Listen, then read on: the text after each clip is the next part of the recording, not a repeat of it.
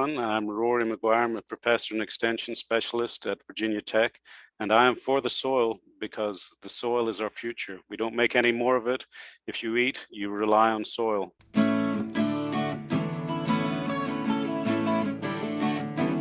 Welcome to another episode of For the Soil, a Conversation. I'm your host, Jeff Ishee, and Dr. Eric Bendfeldt with Virginia Cooperative Extension Community Viability is joining us again. And Dr. Bendfeldt, we have a special guest returning today, and the topic is soil health and lawn or turf management. Yes, Jeff, we're very pleased to have Professor Dr. Mike Goatley with us. He's a Turfgrass Extension Specialist at Virginia Tech and serves across Virginia and across the country, and I'm sure he gets questions across the world as well. So very pleased to have Mike with us to talk about soil health, specifically sort of from the turf up. So welcome, Mike. Great to be back with you all. Thank you again for having me. Mike, if you could speak about maybe some of the emerging research that you're involved in. I know it's always evolving, and I was sharing with you earlier that I spent a couple of summers working as a research technician at the Virginia Tech Turfgrass Research Center when my wife and I lived in Christiansburg, and I was a student at Virginia Tech. So, yeah, love to hear what emerging research you're working on. Well, a big part of my research program, Eric, I'm definitely an applied scientist. I do most of my work in the field rather than the lab. And an area in which I really focus on that has probably the most impact for turfgrass managers in Virginia and throughout the Mid-Atlantic is our annual variety recommendation list. We have at any time 5 to 6 replicated variety trials that are taking place in Blacksburg, at the Hampton Roads Ag Research and Extension Center in Virginia Beach. And for over 30 years, we've partnered with our colleagues up at the University of Maryland because, again, this is such a dynamic zone in terms of climate with mountains to the ocean. And then north to south, also having some differences in soils and temperature and moisture, that we have this big geographical triangle of these research plots. And we get together every year with the University of Maryland and put out our recommended and promising list of what we think are the best performers for people to be looking as they're either establishing a lawn or maybe making a renovation. And we'll never offer anybody a guarantee for success because it's just simply impossible to do in this climate. But these are recommended promising varieties that have done the best in our fields, and they've withstood the test of time, and statistically, they kind of pan out to show these are the best choices available. I'm glad Dr. Bendfeldt mentioned research because I have a specific question. As I mentioned in the last episode, lawn management and turf management has kind of become a hobby of mine. It started during the COVID when I had a lot of time on my hand to focus on that topic. But one of the things that has come up in the lawn care community, if you will, is biotech lawn grasses. I'm wondering if you can tell us what is going on in that arena, and I'll go ahead and share what I've heard, is that grass is essentially like a corn plant. They belong, I believe, to the same family, and the goal with grass or lawn turf is to control the height that it grows. And I heard one professor say that the ultimate goal would be that you never need a lawnmower. Your lawn would grow to a certain height and stop. Have you, tell us what's going on? We have, that continues to be the holy grail, Jeff. We keep looking, but there certainly have been improvements, and the selection of grasses that developed for turfgrass uses. So the dream turfgrass would be one that would establish very quickly and then stop growing. And it's like, yeah, I get it. That's what you want. That ain't what you're going to get, because it kind of goes hand in hand that if you grow fast at establishment to stabilize soil, that growth rate pretty much continues. So we're always looking for the balancing act here. And we've come up with new cultivars of turf type tall fescues, which I note that particularly have less growth rate. than others do. And these are all things we tell people to look at a website that's called the National Turfgrass Evaluation Program, where we take data and we post it there, and you can get on there. And if you can't sleep at night, you want something to put you to sleep, start looking at column after column of turfgrass performance data, which growth rate is part of that, which is presented. So we're working on that, Jeff. But that again, we're trying to find one. The best thing I can do right now is tell people this is pretty much species dependent. And several years ago, I did a trial with headstones that simulated Arlington National Cemetery right in the front of the Turfgrass Research Center. And we had people thinking we were making anti-war statements. It was anti-abortion. I was being accused of all kinds of things. And I was like, no, it is a simulated cemetery with which we evaluated the growth rates on the basis of using the headstones that were made out of wood as our judgment of when we needed to mow the grass. And the winners were fine leaf fescues was the slowest growing cool season grass, and zoysia grass was the slowest growing warm season grass. And you say, there I go. Then the challenge gets to be, if you got a lot of traffic and they wear it down, now that works against you. So that's always that give and take that comes into managing turf. Is if you are slow growing, if you don't have a lot of traffic, I got some options for you. If you got kids or dogs, we're going to have to seek some other options. I understand that there is a biotech lawn turf that has come on the market recently. Is that correct? There are, as a matter of fact, there are multiple things in which they are looking, they're introducing genes in terms of tolerance to specific pests that are in the environment. We've had kind of give and take with things that were Roundup resistant turf grasses like we see in the ag world. And those have been available for 20 years, but I think, and this is just a Goatley opinion, I think they kind of hit the market too soon because there were other variables that hadn't been considered, and that kind of came out and got pulled back. But we actually have naturally occurring grasses which have quite a bit of glyphosate tolerance in that previously mentioned fine fescue category that we tell people Mother Nature brought a lot of that by herself without the geneticists even getting involved. Mike, I know in our last episode, we had touched briefly on the issue of mowing deck and cutting height. And, I just wanted to go back to that to talk about soil health and drought tolerance, but maybe specifically like what's happening to the plant by doing that. And I'll just give you a little bit of context. My wife and I have owned our property for going on 21 years, and I mowed our lawn. It's a tall fescue, fine fescue, bluegrass, and quite a mixture, and mowed it at 3 inches for the longest time, but have been gradually raising the mower deck, and I raised it up to 4 inches. And then our neighbor, when I was away, she was cutting it at 4.5, and it looked even better. So then I've raised my deck up to 4.5, thinking particularly during these summer months that would probably be important to, have more surface area for the grass. I'd like to hear your thoughts on soil health and drought tolerance, but what's happening with the plant and the roots? You are absolutely right in all those assessments, Eric.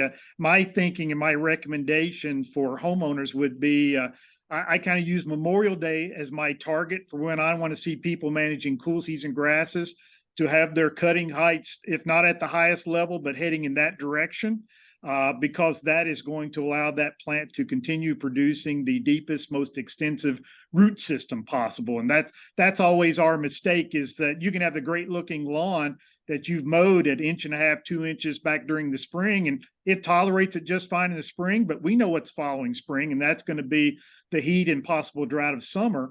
And if you don't have a root system, that grass is going to crash and burn. It just simply is, it's in the cards for you. So I want to see people raise those heights around Memorial Day, keep them as tall as they can withstand. Some people just simply won't tolerate it, but your comment about the color, the performance, the health, it's always going to be better for a taller turf during the summer months. And then about time we get to Labor Day, if you say, I'm tired of having this really tall lawn, I'd like to go to something a little more manicured, a little more neat, you want to drop your mowing heights now down at that time of year, get to the fall, I think that makes sense. We certainly can do that. It won't harm the plant. The other thing about mowing, Eric, is I tell people, put those clippings back into the lawn. That's nothing but free fertilizer for the turf. It's building up organic matter that the microbes are going to be slowly but surely breaking down. Don't bag it. Don't put that stuff in landfills. Let's put it to use for us. This area of the conversation, by the way, we're talking with Dr. Mike Goatley, professor and turfgrass specialist at Virginia Tech. And Mike, this area of the conversation reminds me of an extension agent who once told me when it comes to lawn care, if the turf doesn't shade the weed will shade the turf. So have you heard that, I'm sure? Yeah, it's absolutely true. Dr. Askew is our turfgrass weed specialist, and I think he opens up every presentation in some form or fashion talking about the best weed control in a turf setting is a thick, dense, healthy turf.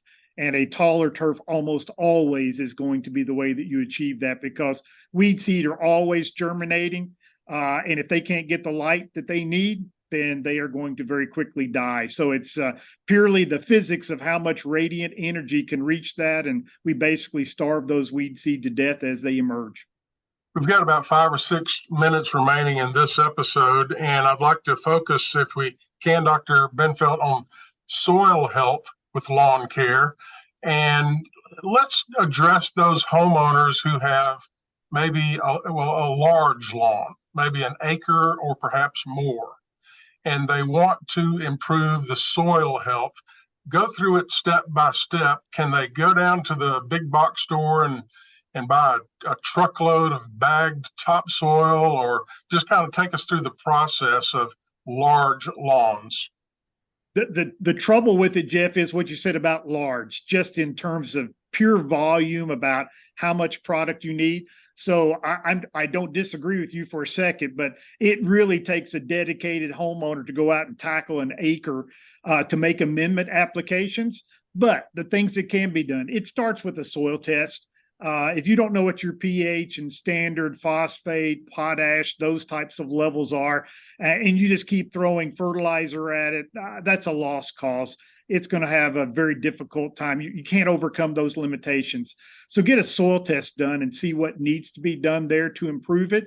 I've spoken before about the value of compost, and the compost sources that are easy to handle, they certainly have advantages to work with, but this could be for people that even have access to things that back in the day when I was doing work with people from poultry farms, and we would take what they call the deep stack litter.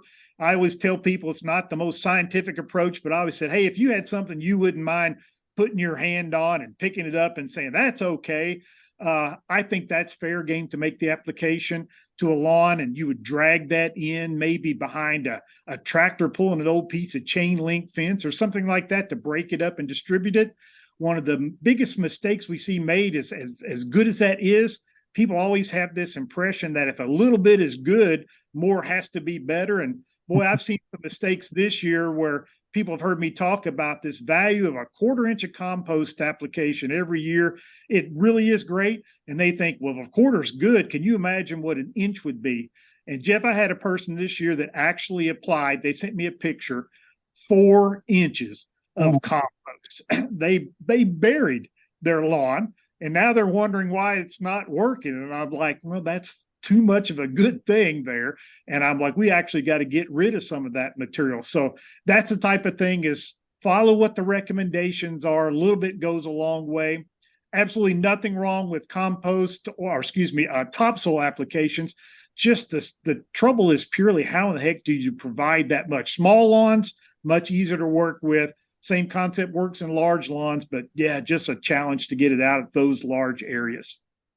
And Mike, within that too, I know there's more and more concern about pollinator habitat and biodiversity, and specifically bee populations. And, how do you find the balance there? And we had talked a little bit about some of the challenges with establishing a legume in the lawn. If you could speak to that.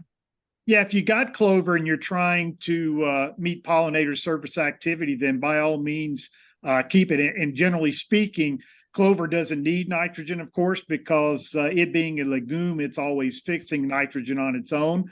So if you would grow clover, my thinking would be you're kind of satisfied living with a lower input lawn that's serving the pollinators. I also tell people, keep in mind the value of your perennial beds, your annual beds, and what they can do. And a really cool research project that's been going on now for 5 years that involves pollinators in plants in a different way is I was only a very small part, kind of participated in the initial part, but Dr. Askew and I put in a trial in which we planted bulbs under sod with the intent of in the spring, when you've got crocus and you've got daffodils and early emerging lilies that all come up in your lawn, and we're not mowing the lawn at that time. And so all these early season plants that have beautiful flowers show up, give you and the neighbors something to talk about is look what's going on there.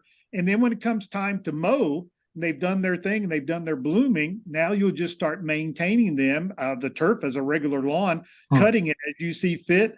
It's been a really cool trial to watch, and it no doubt has served pollinator beneficially in the spring. And again, giving people something to talk about, some color that was added to an otherwise pretty much green landscape.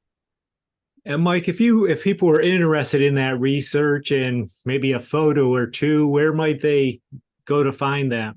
They'd find that at one of our Virginia Cooperative Extension websites. We in particular have a Turfgrass webpage, which continues to expand.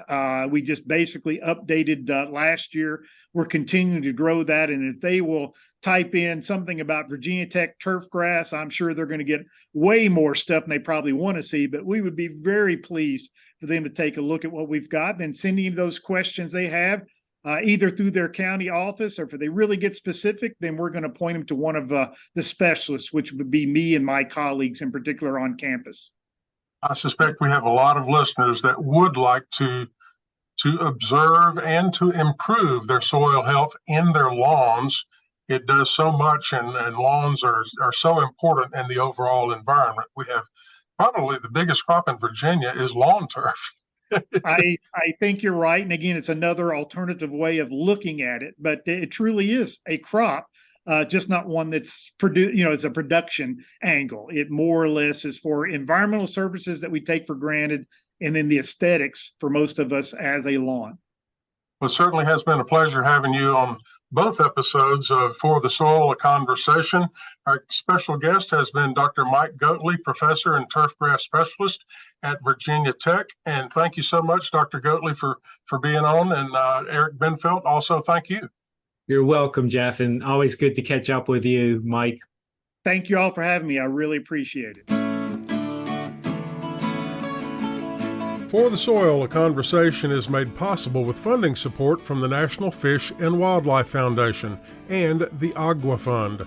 Other partners include the USDA's Natural Resources Conservation Service, Virginia Cooperative Extension, Virginia State University, Virginia Department of Conservation and Recreation, and partners of the Virginia Soil Health Coalition. Views expressed on this podcast are those of each individual guest. To download a copy of this or any other episode, visit the website forthesoil.org. If you have a specific question about soil health, call your local extension office, contact your local USDA service center, or a soil and water conservation district office. Music used during today's program is provided courtesy of the Flip Charts. All rights reserved. For the Soil, a Conversation is produced by On the Farm Radio in collaboration with Virginia Tech. I'm your host, Jeff Ishee.